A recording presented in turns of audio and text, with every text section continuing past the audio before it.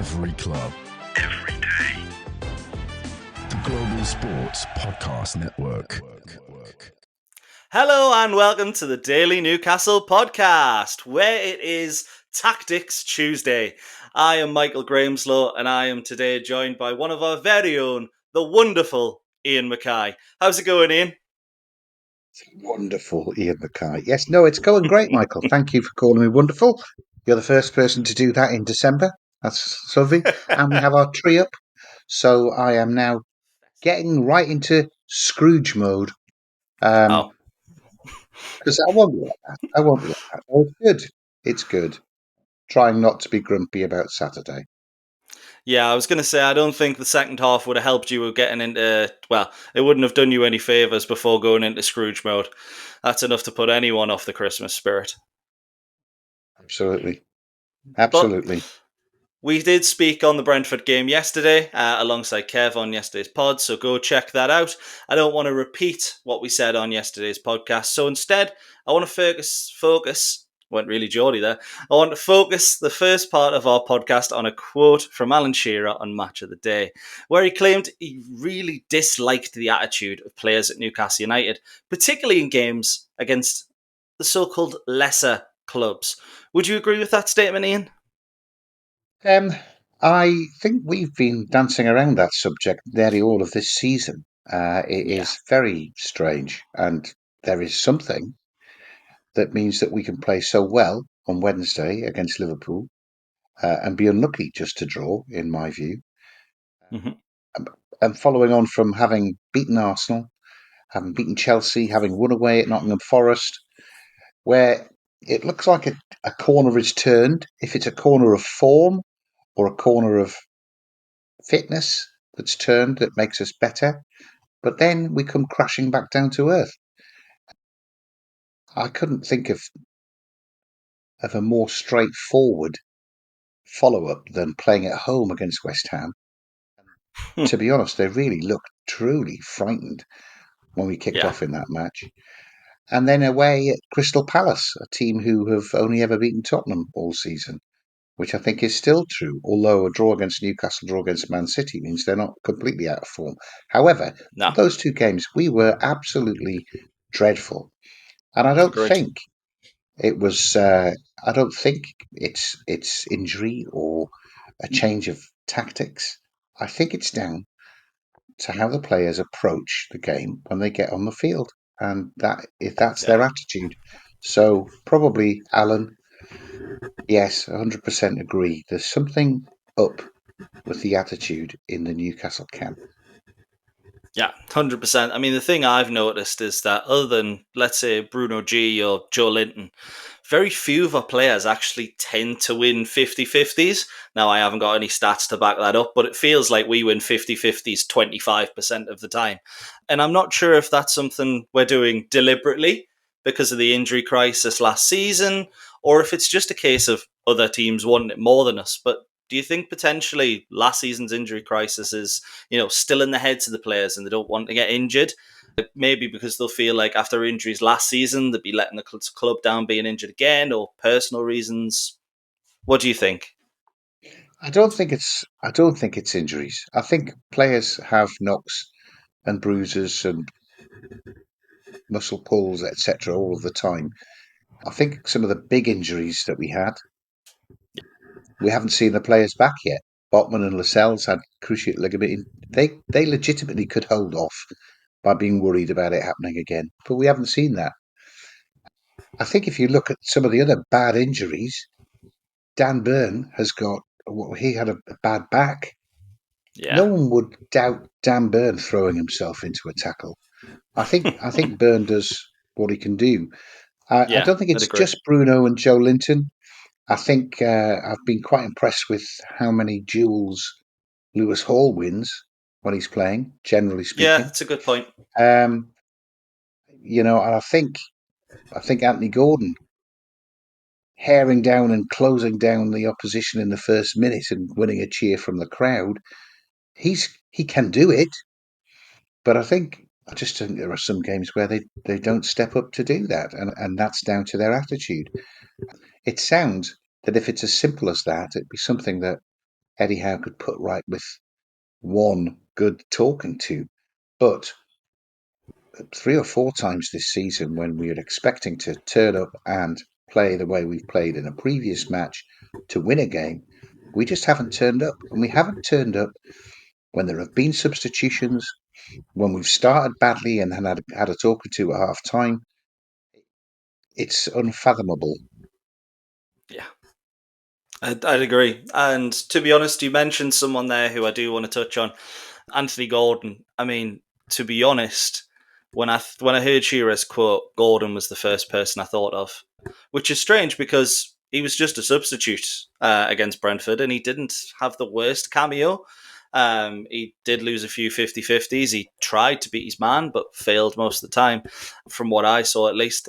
So going back to Shearer's quote, are there any players you think he's specifically talking about when he says the attitude isn't right against lesser clubs? Or do you think it's a general full team thing? Do you think I should fall out with Kev at this point? Because I know Yes. what they're saying. I know what they're saying. I mean, it's the whole team that's got to have intensity being our identity, and that's an 11-man approach, which we don't have Yeah. all of the time.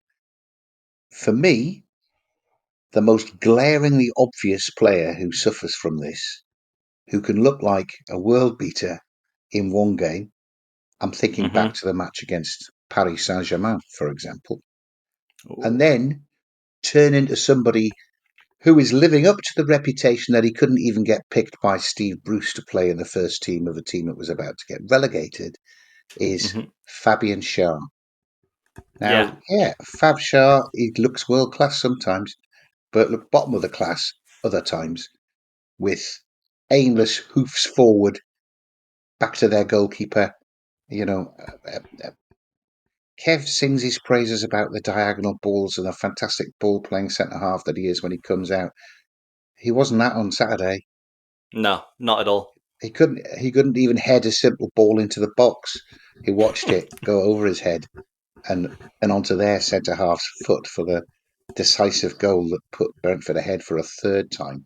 So I think he's got two attitudes that he can take to the team with. But it's not just him, is it? It's not just him. No. It's across the board. Uh, I mean, you could just list them. Gordon certainly wants the crowd up sometimes when he's closing people down, but he doesn't do that against Bournemouth or West Ham or Southampton. He's doing it against Liverpool and Arsenal, and that should be a simple thing to change. Yeah, 100%. And to be honest, I'm glad you've mentioned Fabian Schär because I'm actually going to mention him a bit later in the podcast. But I do agree with, one thing I hate, and I kind of love it at the same time, is when a player's going for a tackle, they get, they try and rile up the crowd, but they shouldn't need to do that at the same time. The attitude of the players is off, but I actually think the attitude of the fan base is off a lot as well. And I think it's maybe the attitude of a club as a whole going into these games, because let's be honest, we've been guilty of it on this podcast as well. We went into West Ham, Palace, Bournemouth, Fulham, all of those games going, right, we should get a good result. And yeah, you look at it on paper, maybe we should. The league hasn't panned out like that, but maybe we are just a bit too complacent as a whole club against these teams. But Brentford shouldn't have been like that. I think second half, there's no excuse for that. So, that's clearly only a little part of the issue. But what do you think? Maybe the fans are a little bit to blame there as well? Well, I know Kev's thinking that the negative I'm getting feeling at them the back on moment side. because the fans are so entitled. But I mean, come on. I don't feel like I'm entitled, but I think I can expect. I ought to be able to be expecting on a home game against a struggling side like West Ham that our players are going to put their best foot forward. I know they Yeah, started 100%. very, very fast, but then gave some silly goals away, and sort of the second half was once we went two behind, that was it. They just down tools, no ideas. So yeah, I do feel entitled to players who I've seen play in games like against Arsenal, like against Liverpool, to put the same degree of effort and creativity and thought into their approach against teams that don't have the same reputation as the Arsenals and the Liverpools. Yeah. And they don't. And they haven't for a long time. I can remember escaping with a 4-4 draw at home to Luton. Yeah. That's just not us entitled to say we should be expecting to beat Luton at home. St James's Park's meant to be a fortress. We should be expecting to beat everybody at home. And we've seen Arsenal beaten 3 times and Paris Saint-Germain beaten. And the list goes on of those wonderful home games that makes us love this team so much. But why is it not every game? Why is it not every game? Yeah, it definitely seems like it's an attitude thing. But that is where we're going to wrap up the talk on attitude over tactics sort of thing. Maybe that's the problem. Let us know your thoughts on socials in the comments of the podcast. But for now, we're going to go to an advert from Zencastr. In 30 seconds, Michael, because one of the people who you can't criticise attitude-wise is Eddie Howe, who is always giving a full respect to every one of the teams. He's expecting a difficult game. So I don't think he is setting up a complacent atmosphere for our team to turn up and think they can just roll these guys over. So in defence of Eddie Howe, he never does that. I don't know what else he's supposed to do. Anyway, do you have a story to tell that the world needs to hear? Have you struggled with reaching new audiences who are engaged with your story? It might be time for you to start a podcast. Let me tell you about a platform we use here at Global Sports Podcast Network. Zencastr makes it easy to start a high-quality podcast built for growth from day one. With 4K video recording from your phone and AI editing that automatically removes ums, ahs, your nose, and 22 other speech patterns, Zencastr makes it super easy to start a podcast that sounds great. Ready to tell your story? Check out the link in the show description to learn more about Zencastr. And we are back. Thank you very much for that wonderful rendition of the advert, Iain. Now, the likelihood is, and I'm sure you'll agree with me on this, is that Newcastle won't be changing our main tactic anytime soon. Would you agree with that? The 4-3-3? It's very effective when it's just deployed with the right attitude. Yeah, it's pretty much here to stay. So with that in mind, if we're going to persist with this current tactic, we are going to try and get some tactics into Tactics Tuesday. But what do you feel is missing from the team other than the attitude when we're looking to break down those teams? Because the low block is something we've mentioned. We mentioned it week in, week out. We struggle against the low block. If we're going to break down the likes of, I can't say Palace because, well, we only had one shot, but they didn't play with the low block at all. So maybe the likes of West Ham or Leicester at the weekend, going forward, who would we potentially need to bring in? What type of player would we need to break down those teams? The only player we've got missing is Sven Botman. Could it be defensive stability, or does it lie elsewhere? I think it lies elsewhere when you're taking a team like Leicester on. I think who do we need to get? I think all season we have, in fact, probably all of last year as well, we've lacked someone to play on the right wing that matches the quality of who we've got to play down the left wing. Yes. We saw when England played in the Euros, having Trippier playing at left back kind of diluted any attack going up the left hand side. And that made us very easy to defend against because the opposition knows where the danger is coming from. Yeah, 100%. I think certainly since Kieran Trippier has fallen out of the team, we have very little going forward on the right hand side. I agree. So yeah, I would say that we need a right winger who can give the same sort of threat down the right as either Gordon or Barnes do when they're being backed up by Lewis Hall and Willock stroke Joe Linton down the left. We don't have that on the right hand side, so that would definitely help. Yeah. I do think, though, Michael, that we've got the players in the squad who should be capable of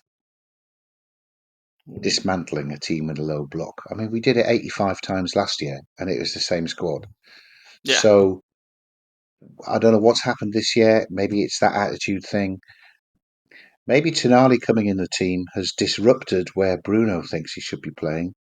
I do think the pair of them are playing between them. One of them ends up 10 yards too far back to be putting those fantastic balls in between the lines Yeah, I'd that agree. can break through. Bruno needs to trust that Tonali can do his number 6 role and allow him to play a proper number 8 role. And if Bruno's got the ball 5-6 yards outside the box, then he'll find those passes. But I don't think he gets there often enough or early enough at the moment for him to do that. So maybe we need a right winger, and we need to start trusting the other members of the squad. One player I haven't seen yet this year, by the way, who can do that, is Lewis Miley. Yeah, And 100%. I think he is getting fitter and fitter. And I know he's only 18, but he can see a pass. We've got to find a space for Lewis Miley to come and play a significant part in these games. And saving him when they're playing Liverpool's and Arsenal's makes sense. Let's start him on a team that is going to give him the ball, and let's see what he can do. I want to see Lewis Miley starting to make a proper name for himself in a way that Kobe Mainu has or Cole Palmer has, because I think he's good enough to do that. Yeah, it's an absolutely fantastic shout with Lewis Miley. I think we all saw the potential that he had last season, and he was up there in the Sky Sports conversations when they were talking about who's going to be bigger. Is it going to be Kobe Mainu? Can't remember who the other one was, relevant name, and then Lewis Miley. And I think a lot of people underestimated Miley then, but he's going to be one of those players that goes to the very top. But one of the things I did want to sort of mention, maybe pick on, is if you remember last season when Miley was also playing, one of the things we struggled with a lot, and the game that immediately comes to mind is Nottingham Forest, when Anthony Elanga kept getting in behind with ease, was our midfield pressed up quite high, and we didn't sit. So the back four were a little bit more isolated against those pacey wingers, and Dan Burn in particular had a horror show of a game.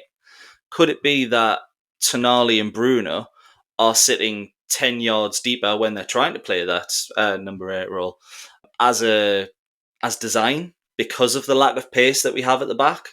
Could it be a fear of opposition on the counter, or Well, am I maybe looking into it a bit much? I think you need one person covering. I don't know if we need two. Certainly not not at home against Leicester. I just think Bruno has made his name as number 6, and Eddie has described why Tonali can't get into the team, because we've got one of the best number 6s in the league. Yeah. Trust Tonali. He's a world class player. We've not seen it yet because we've not played him in the right position. He should be number 6. Bruno should have the shackles taken off and play 10 yards, 15 yards ahead of him. It delivers him into the attack far earlier, where he could really hurt teams with his range of passing. And if they're both hanging back, that's why we're a man short when it comes to breaking down these teams in the low block. And that's why we're struggling to do it.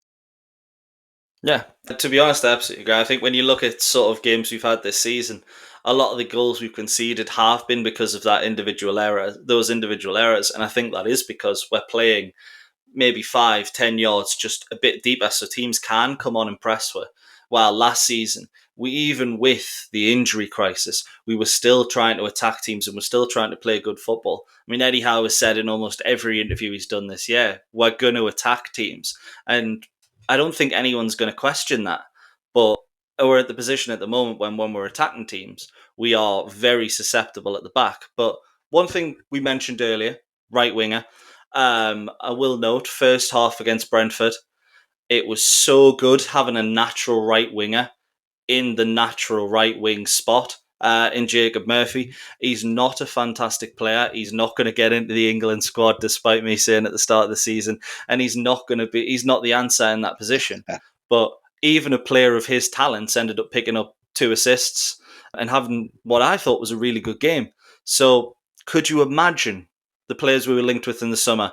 Noni Madueke, I can't really say Johan Bakayoko because I know less about him than I did Yankuba Minte when he signed. But that Harvey Barnes profile of the signing seems to have fit every box for the right winger except him being a right winger.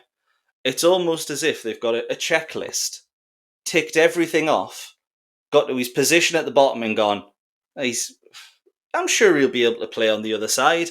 And it just doesn't seem to have worked. But a Bowen or a Kulusevski in that position, both players we've been linked with, we'd be title challengers this Mbeumo. season. And Buemo. We Mbeumo saw or at the weekend how good he Semenyo. is. Yeah, Or Semenyo's the Semenyo, most he's a recent shout, fabulous isn't he? player as well. Yeah, he's the most recent shout. I'll be honest, I don't know much about him other than this season. And what do you think about him? No, that's true. I like him. I mean, he looks dangerous when he's playing for Bournemouth, isn't it? He scored a few goals. He's fast.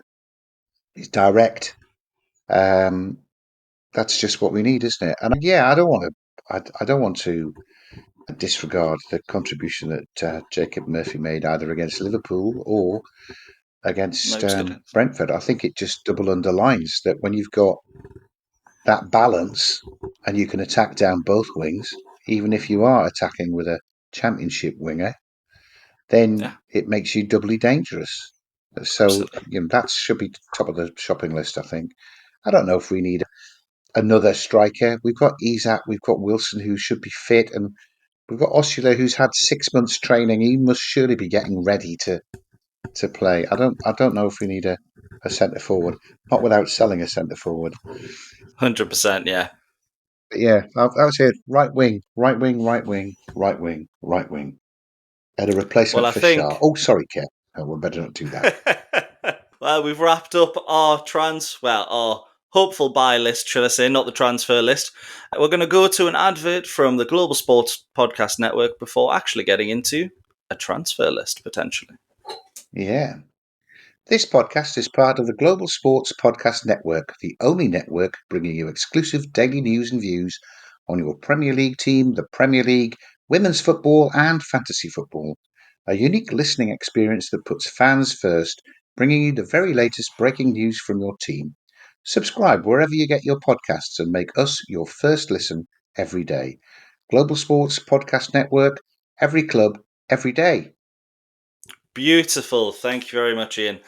Now, I wanted to build on what we mentioned in the previous part, and let's be honest, PSR is going to be a pain, and it's probably going to be a pain every transfer window for the rest of both of our lives.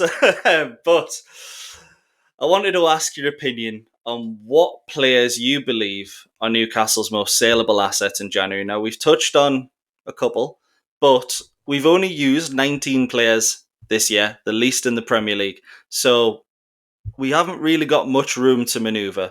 But what names, if Newcastle persist with a 4-3-3 and how we're playing at the moment, who do you think we can afford to lose? Right. Either, and I know which one would be my preference, I think either Anthony Gordon or Harvey Ooh. Barnes.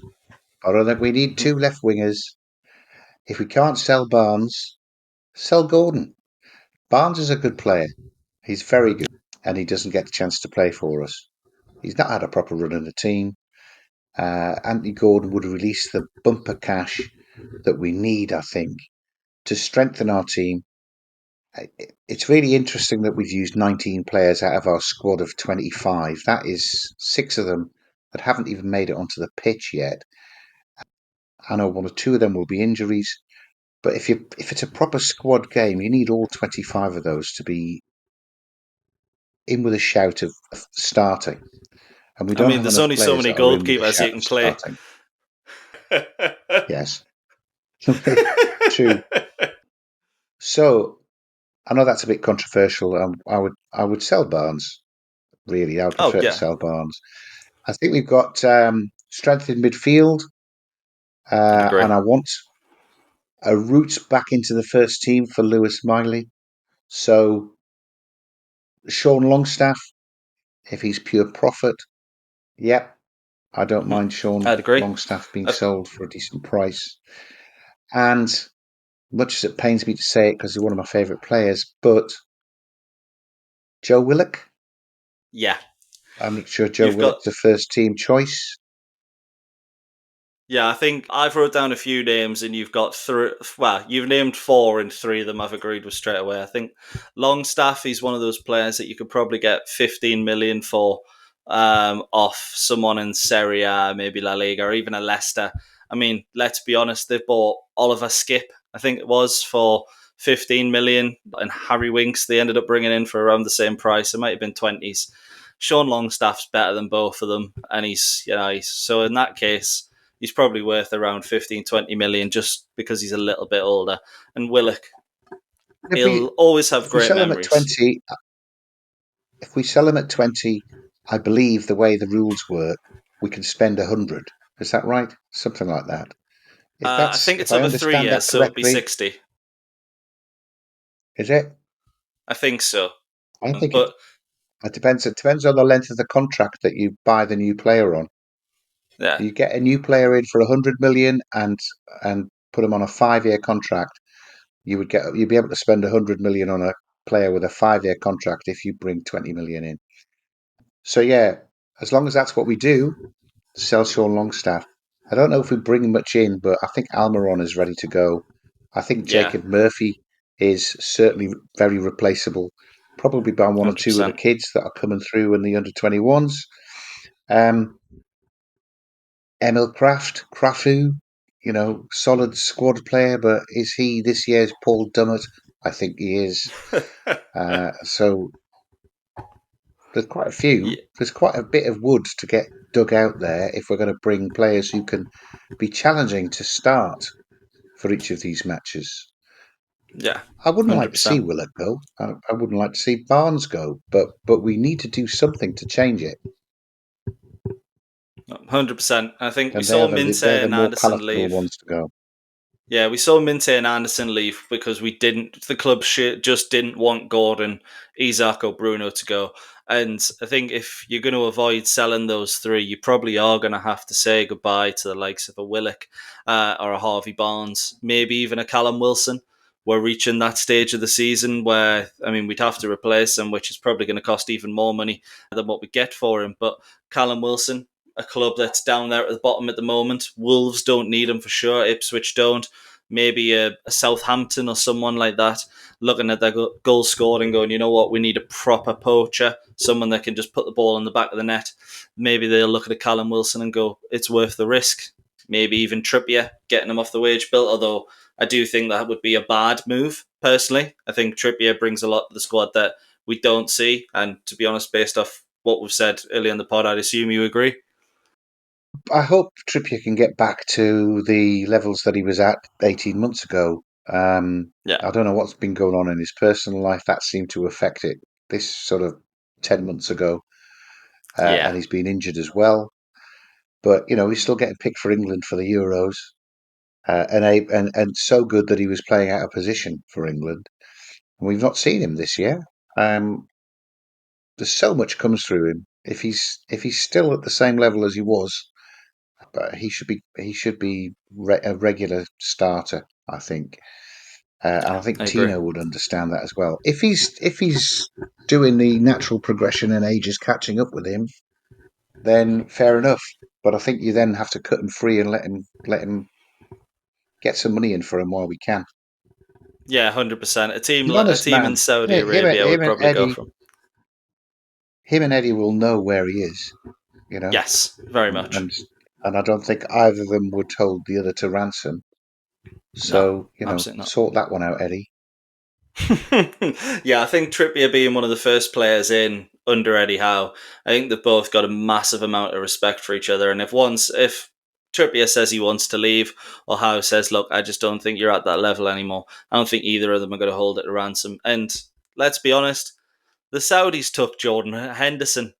I'm sure they wouldn't mind splashing a few pound on Kieran Trippier, but True. Is all we have time for today. We gave our thoughts on who maybe could leave the club. If you've got anyone that we didn't mention, maybe an Alexander Isak or a Bruno Guimaraes or a Joe Linton, I don't know. That's what you've got to tell us. So from now, it's goodbye, but we will see you for Wildcard Wednesday tomorrow.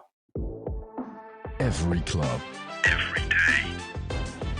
The Global Sports Podcast Network.